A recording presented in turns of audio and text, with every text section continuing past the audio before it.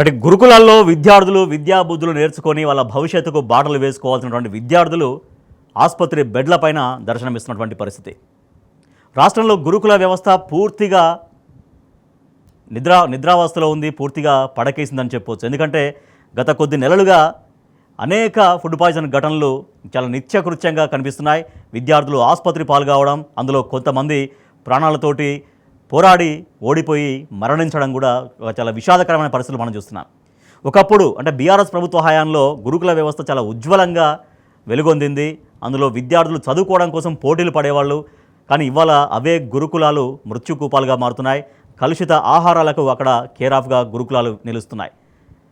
కలుషితం జరిగితే నాణ్యమైన భోజనం పెట్టకపోతే చర్యలు తీసుకుంటామని ముఖ్యమంత్రి రేవంత్ రెడ్డి చేసినటువంటి హెచ్చరికలు కేవలం మాటలుగానే మిగిలిపోయాయి, ఆచరణలో కనిపించట్లేవు. గురుకులాల్లో ఫుడ్ పాయిజన్ ఘటనలు అనేవి చాలా నిత్యకృత్యంగా అయినాయి. తాజాగా ఇవాళ మహబూబాబాద్ జిల్లా దామరవంచ గిరిజన గురుకులంలో కూడా ఫుడ్ పాయిజన్ జరిగి చాలామంది విద్యార్థులు ఆసుపత్రి పాలైనటువంటి పరిస్థితి.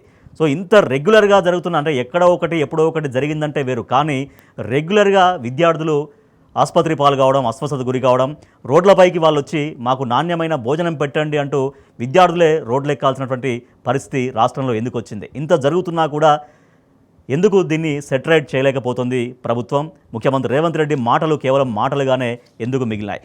మా ప్రతినిధి నిజామాబాద్ నుంచి రవీందర్ మనకు మరింత సమాచారం అందిస్తారు. రైట్ రవీందర్, నిజామాబాద్ జిల్లా వ్యాప్తంగా ఉన్నటువంటి గురుకులాల్లో ఇటువంటి ఘటనలు ఇప్పటిదాకా ఏమేం జరిగినాయి?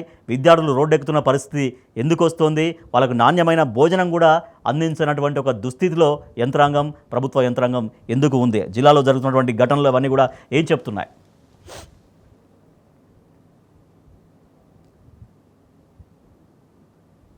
రాజేష్, దాదాపుగా విద్యార్థులు గురుకులాలు నరకానికి నకలుగా మారాయని ఆగ్రహం వ్యక్తం చేస్తున్నారు, ఆందోళన వ్యక్తం చేస్తున్నారు.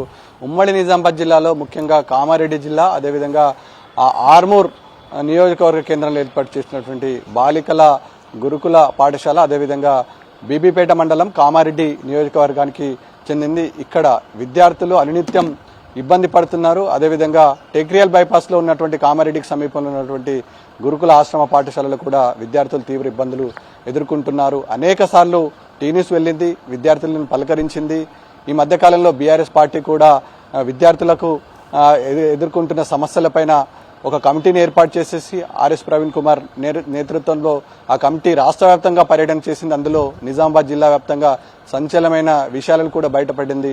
నరకానికి నకలుగా మారినటువంటి గురుకుల పాఠశాలల్లో ఎదుర్కొంటున్న అవస్థలపైన బీఆర్ఎస్ పార్టీ వీరోచితమైన పోరాటం చేసింది. విద్యార్థి సంఘాల నాయకులతో కలిసి అక్కడ ఎదుర్కొంటున్న సమస్యల పట్ల అనేక విషయాలు చెప్పింది. కొద్ది రోజుల పాటు ఆ బీఆర్ఎస్ పార్టీ తనిఖీలు నిర్వహిస్తుంది, విద్యార్థి సంఘాల ఆధ్వర్యంలో వెళ్తుందని తెలుసుకున్నటువంటి కాంగ్రెస్ నాయకులు విద్యార్థి సంఘాలను అడ్డుకునే ప్రయత్నం కూడా చేసింది. కానీ విద్యా వ్యవస్థలో మార్పు తీసుకురావడానికి ప్రయత్నం చేయనట్టుగా స్పష్టంగా కనపడుతుంది. కొన్ని రోజుల పాటు ఏదో తూట్పాలిస్గా చేసిన చర్యలు ఇప్పుడు సఫలీకృతం కాకపోగా పైగా విద్యార్థులు తీవ్ర ఇబ్బందులు ఎదుర్కొంటున్నారు.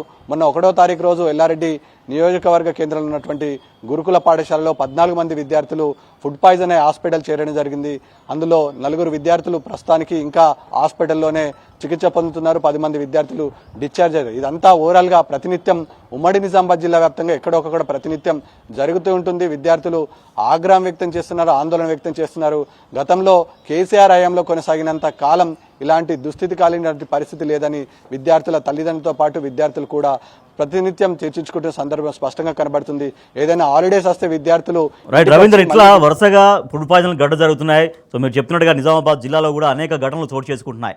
ఇట్లా వరుసగా జరుగుతుంటే గురుకులాల్లో చదువుకోవాల్సిన విద్యార్థులు ఆసుపత్రి బెడ్లపైన దర్శనమిస్తుంటే ఆ విద్యార్థులు వారి మెయిన్గా వారి తల్లిదండ్రులు ఎన్నో ఆశలతో గురుకులాల్లో పంపించినటువంటి ఆ తల్లిదండ్రుల యొక్క మానసిక స్థితి, ఆ భయాందోళనలు ఎట్లా ఉన్నాయి?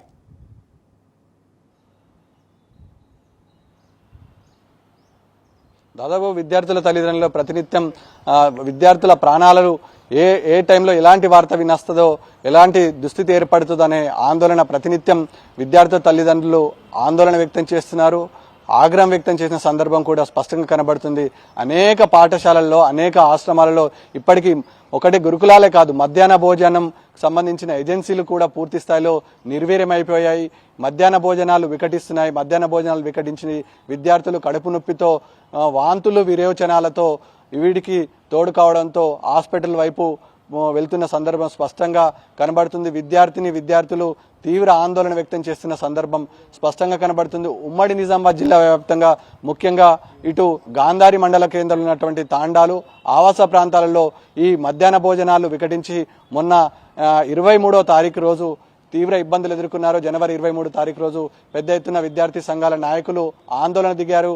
ఇక్కడికి వచ్చేసి తమ విద్యార్థుల ప్రాణాలను కాపాడాలని, విద్యార్థులను రక్షించాలని, గతంలో కేసీఆర్ ముఖ్యమంత్రిగా కొనసాగిన సమయంలో ఇలాంటి దుస్థితి, ఇలాంటి ఇబ్బందికరమైన పరిస్థితి లేదని, ఈ ప్రభుత్వం మారగానే విద్యార్థుల జీవితాలతో చెలగాటమాడుతున్నారని విద్యార్థి సంఘాల నాయకులు బహిరంగంగానే చెప్పిన సందర్భం స్పష్టంగా కనబడుతుంది. ఏది ఏమైనప్పటికీ అరిచేతిలో ప్రాణాలు పెట్టుకొని వాళ్ళ గురుకుల విద్యార్థులు, ఆ పిల్లలని గురుకులలో చదువుతున్న తల్లిదండ్రులు ఎప్పుడు ఎలాంటి వార్త వినాల్సిన పరిస్థితి ఏర్పడుతుందో అని చూసిన సందర్భం ఉంటుంది. ముఖ్యంగా మైనార్టీ రెసిడెన్షియల్ హాస్టల్లో కానీ, మైనార్టీ రెసిడెన్స్ స్కూళ్లలో కానీ ఎక్కడ చూసినా ఇదే పరిస్థితి ఉంది. మైనార్టీ విద్యార్థులలో కూడా కనీసం ఇక్కడ ఉన్నటువంటి ఈ సోషల్ వెల్ఫేర్ ఆఫీసర్స్ కానీ, అక్కడికి సంబంధించిన అధికారులు కానీ ఎక్కడ కూడా తనిఖీలు నిర్వహించిన సందర్భం స్పష్టంగా కనబడుతుంది. ఏది ఏమైనప్పటికీ ప్రభుత్వం మారింది.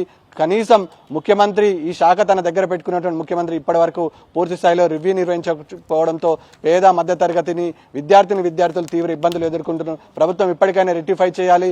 ప్రజల జీవితాలతో, ముఖ్యంగా పేద విద్యార్థుల జీవితాలతో చెలగాటమాడొద్దని విద్యార్థి సంఘాలు, విద్యార్థుల తల్లిదండ్రులు ఆగ్రహం వ్యక్తం చేసిన సందర్భం